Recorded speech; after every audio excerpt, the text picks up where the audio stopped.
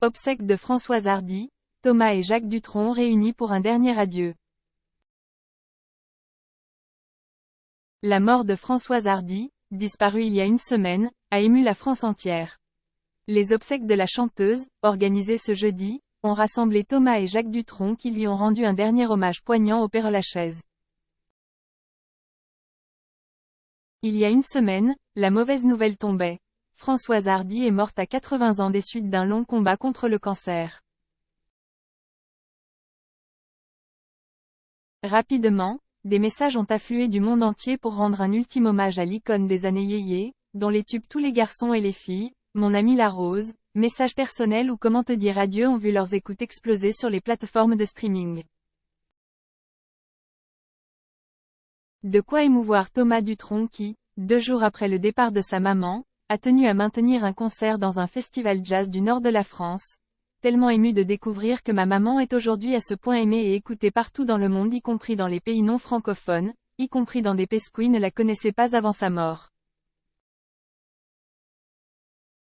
Parenthèse ouvrante. Parenthèse fermante. Je tenais à faire ce concert pour l'amour de la musique, c'était la plus grande passion de ma maman et c'est la mienne également. L'amour est plus fort que le chagrin. Ce jeudi après-midi avaient lieu les obsèques de Françoise Hardy au cimetière du Père-Lachaise à Paris. Anonyme comme célébrité, nombreux sont ceux qui ont souhaité faire le déplacement afin de rendre un dernier hommage à celle qui a été la bande-son de leur vie pendant 6 décennies, dont Jacques Dutronc, venu de Corse, et arrivé accompagné de son fils Thomas Dutronc. Étaient également présents Marc Lavoine, Étienne Dao, Sheila, Laurent Voulzy, Calogero, Salvatore Adamo, Mireille Dumas, amis d'enfance de Thomas Dutronc, Julien Clerc, Anouchka Delon, Nadine Trintignant, Nicolas Sarkozy, Brigitte Macron ou encore Dominique Besnéard. Lors de leur arrivée devant la salle de la Coupole, le crématorium du cimetière, Thomas et Jacques Dutronc ont été largement applaudis par le public présent.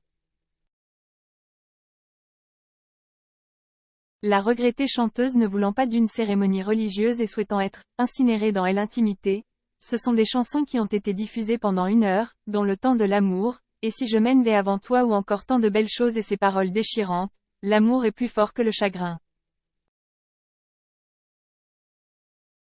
Au moment où le cercueil est reparti, c'est son tube message personnel qui a résonné dans le cimetière après la cérémonie.